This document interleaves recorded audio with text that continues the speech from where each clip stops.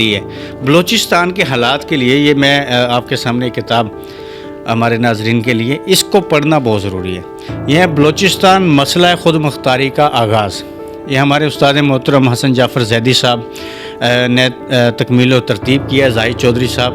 یہ تاریخی طور پر بلوچستان پارٹیشن سے پہلے کیا حالات تھے، تاریخی پس منظر کیا ہے، اس کے بعد کس طرح سے الحاق ہوا، کیا کیا چیزیں ہوئی، خان افقلات سے لے کر جتنے سرداروں کا معاملہ ہے. اب یہ اعلان جنگ ہے، اب یہ کوئی عوامی موقف نہیں ہے. اب یہ انہوں نے بی ایل اے یا بی ایل ایف نے ایک جمہوری جو اقدامات ہیں ان کو بھی بیسیکلی نقصان پہنچایا ہے. جہاں پر پرو فیڈرل قوتیں تھیں جن کے ذریعے یہ چیزیں ہو سکتی تھیں، مسنگ پرسنز کا ان کا ایک جینون ایشو ہے، لیکن اس طرح کے معاملات کرنے کے بعد وہ جینون ایشو کو بھی جو ہے نا انہوں نے کنٹروورشل کر دیا ہے. کہ بلوچستان میں جو کچھ ہوا ہے صرف بلوچستان کے سانحہ جعفر ایکسپریس نہیں ہے، ان کا تو دہشت گردوں کا میرا خیال ہے ہمیں انہیں دہشت گرد بھی صرف نہیں کہنا چاہیے. دہشت گرد تو صرف کے پی کے میں ہیں. اب یہ اعلان جنگ ہے، اب یہ کوئی عوامی موقف نہیں ہے. اب یہ انہوں نے بی ایل اے یا بی ایل ایف نے ایک جمہوری جو اقدامات ہیں ان کو بھی بیسیکلی نقصان پہنچایا ہے.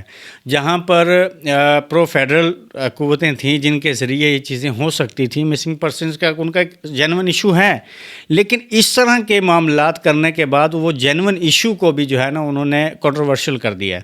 اور دوسری طرف ہماری اسٹیٹ کو، ہمارے اداروں کو، ہماری حکومتوں کو بھی یہ دیکھنا چاہیے کہ ہم ہمیشہ کسی بھی ایشو کو ایک دوسرے کی نظر سے دیکھتے ہیں. اپنی اینک، اپنے لینز، اپنی نظر سے، اپنی سوچ سے کبھی بھی ان حالات کو جانچنے کی، سمجھنے کی کوشش ہی نہیں کی. آپ جمہوری حکومت ہیں، جیسے بھی آئے ہیں، آپ مبینہ طور پر فارم 47 کی پیدائش ہیں یا جو بھی ہے، لیکن بہرحال آپ ایک اہم ذمہ داری آپ کو سونپ دی گئی ہے، آپ اس کو بیٹھے ہوئے ہیں. تو ہر بار آپ کسی کی اینک کو استعمال مت کریں. آپ کو جب زبان میں آپ کے منہ میں لفظ ٹھونس دیے جاتے ہیں، آپ کہہ دیتے ہیں اس کے پیچھے فلاں ہے، یہ بھی غدار ہے، یہ بھی ایجنٹ ہے، یہ بھی فلاں ہے، اس سے نقصان پہنچتا ہے. عوامی امنگوں کا نقصان ہوتا ہے، مایوسی پھیلتی ہے. بلوچستان کے حالات کے لیے یہ میں آپ کے سامنے ایک کتاب ہمارے ناظرین کے لیے اس کو پڑھنا بہت ضروری ہے. یہ ہے بلوچستان مسئلہ خود مختاری کا آغاز. یہ ہمارے استاد محترم حسن جعفر زیدی صاحب نے تکمیل و ترتیب کیا ہے، زاہد چودھری صاحب. یہ تاریخی طور پر بلوچستان پارٹیشن سے پہلے کیا حالات تھے، تاریخی پس منظر کیا ہے، اس کے بعد کس طرح سے الحاق ہوا، کیا کیا چیزیں ہوئی، خان افقلات سے لے کر جتنے سرداروں کا معاملہ ہے وہ اس میں پوری طرح ہے. بلوچستان مسئلہ خود مختاری کا آغاز. ہاں جی، یہ کتاب ہر نوجوان کو پڑھنا بہت ضروری. اس سے پہلے کہ وہ کئی بہکاموں میں آئیں، کئی مس انڈرسٹینڈنگز کا شکار ہوں، یہ وہ کتاب ہے جو ہر نوجوان کو پڑھنی چاہیے. تو بہت کوئی بڑی کتاب نہیں ہے کہ کوئی پڑھ نہیں سکتا. خاص طور پہ پولیٹیکل سائنس، میڈیا کے لوگوں کو یہ کتاب ہر حال میں پڑھنی چاہیے. ان کا حسن جعفر زیدی صاحب کا ادارہ مطالعہ تاریخ کا ایک تاریخ پر بہت اہم کام ہے. یہ ان کی یعنی کہ سلسلہ وار یہ 7واں حصہ ہے. یہ پاکستان کی سیاسی تاریخ کا 7ویں کتاب ہے.